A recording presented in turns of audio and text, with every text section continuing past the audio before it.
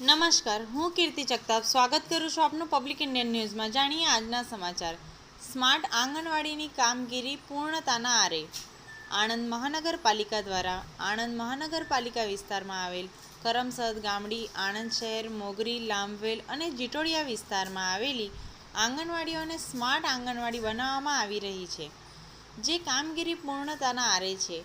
આણંદ મહાનગરપાલિકા બન્યા બાદ આણંદના ધારાસભ્ય શ્રી યોગેશભાઈ પટેલ દ્વારા મહાનગરપાલિકા વિસ્તારમાં આવેલી આંગણવાડીઓને સ્માર્ટ આંગણવાડી બનાવવા બાબતે રજૂઆત કરવામાં આવી હતી, જેને ધ્યાને લઈ મહાનગરપાલિકા દ્વારા પ્રથમ તબક્કામાં 20 જેટલી આંગણવાડીઓને આવરી લઈને સ્માર્ટ આંગણવાડી બનાવવામાં આવી રહી છે, જે કામ પૂર્ણ થવામાં આવેલ છે.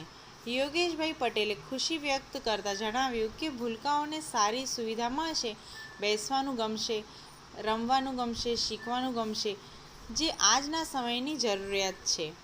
અમૃત આંગણવાડીના મુખ્ય પાયાની વાત કરીએ તો ડિજિટલ શિક્ષણ સાધનો એટલે કે ટેબ્લેટ, સ્માર્ટ ટીવી અને ઇન્ટરેક્ટિવ લર્નિંગ એપ્લિકેશન દ્વારા શિક્ષણ વધુ આકર્ષક અને રસપ્રદ બનાવવામાં આવશે. આંગણવાડીમાં રંગકામ, બાળ મિત્ર, શૌચાલય, સલામત પીવાના પાણીની સુવિધા અને સ્વચ્છ રસોડાથી સજ્જ કેન્દ્રો બનાવાયા છે.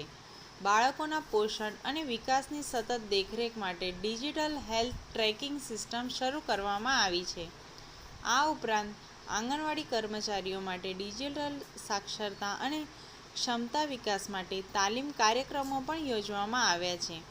આણંદ મહાનગરપાલિકા વિસ્તારના ભવિષ્યની પેઢી સમા ભૂલકાઓમાં જ્ઞાનની અને તેમના આરોગ્યનું ઘડતર થાય તે માટે આ કેન્દ્રોના માધ્યમથી શ્રેષ્ઠ પોષણ અને શિક્ષણ માટે આંગણવાડીઓના મહિલા કર્મીઓ અને ફ્રન્ટલાઇન કાર્યકર્તાઓને પણ ટેકનોલોજીથી સશક્ત બનાવશે. આજના સમાચાર અહીંયા જ સમાપ્ત થાય છે. જોડાયેલ રહો પબ્લિક ઇન્ડિયન ન્યૂઝ.